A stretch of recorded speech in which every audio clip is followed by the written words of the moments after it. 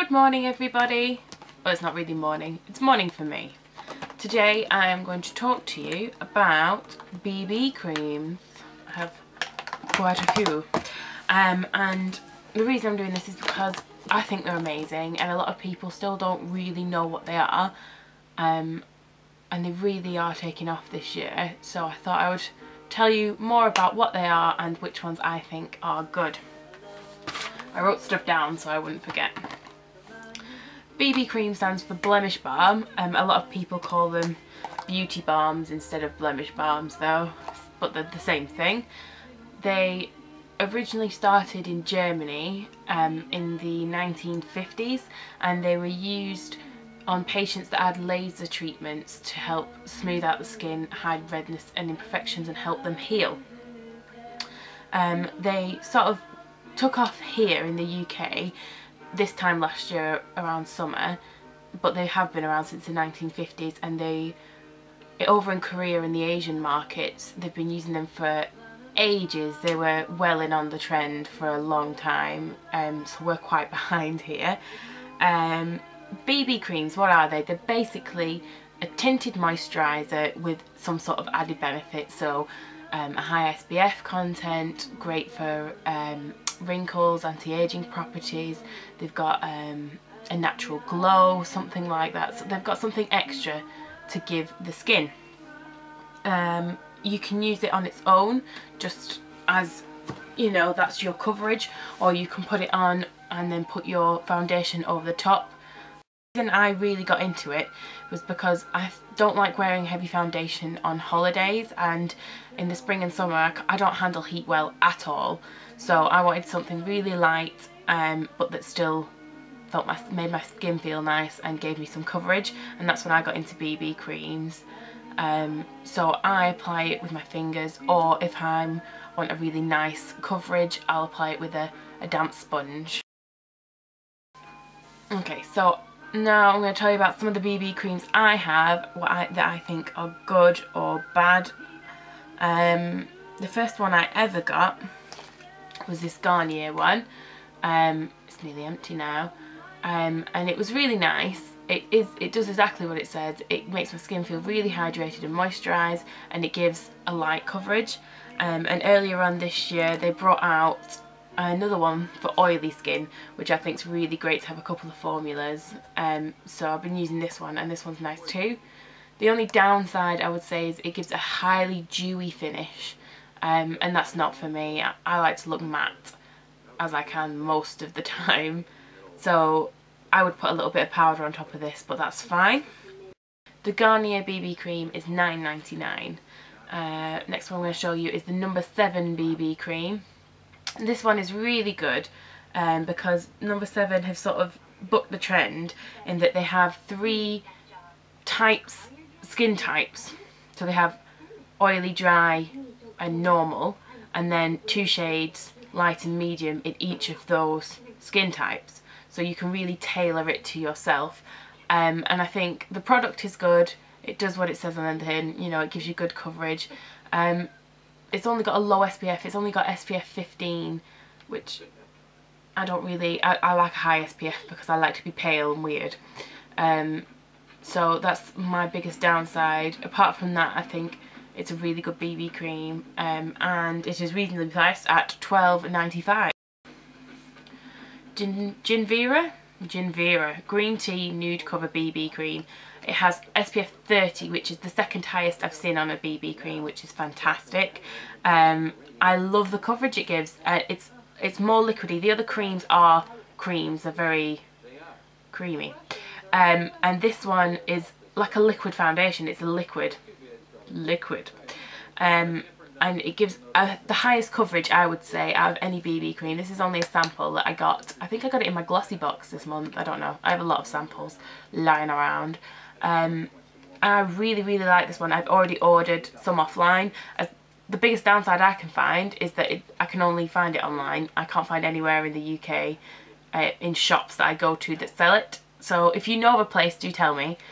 But I really like this one for coverage and for the high SPF, and it leaves a matte finish. I went to Estee Lauder and got several samples of their BB cream.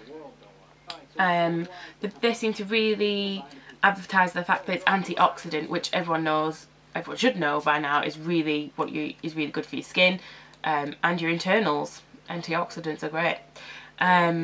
It's got a fantastically high 35 SPF. That's the highest one I can find on a BB cream, which is what I really like about this.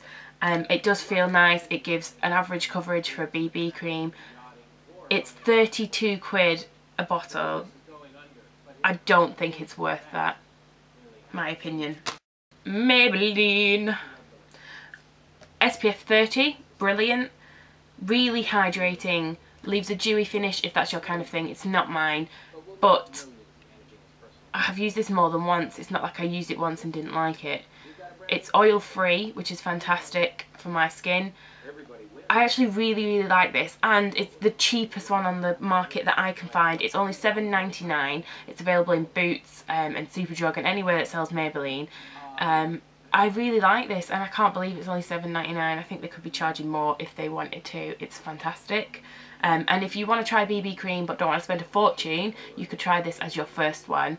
I think they have a range of shades. I think they have 4 shades and then one universal one. I'm not quite sure why, but they do go from light to dark, and then they have, I think it's a glow one. I think it's like an undertone. But so yeah, give this one a go if you want to start BB creams. Stiller is next. I really like this one.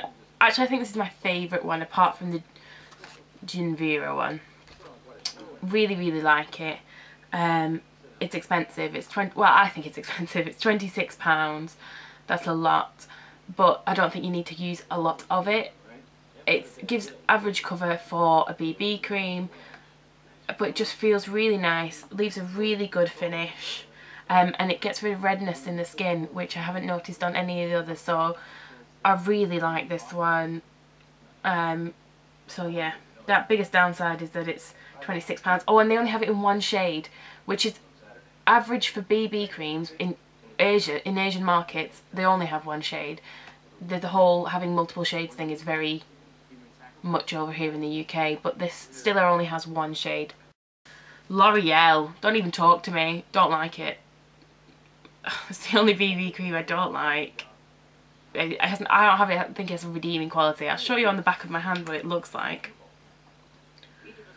It's like this white liquid, and it has microparticles of pigment in, and you have to rub and rub and rub, and eventually it turns a skin-like colour. But look how dark it is.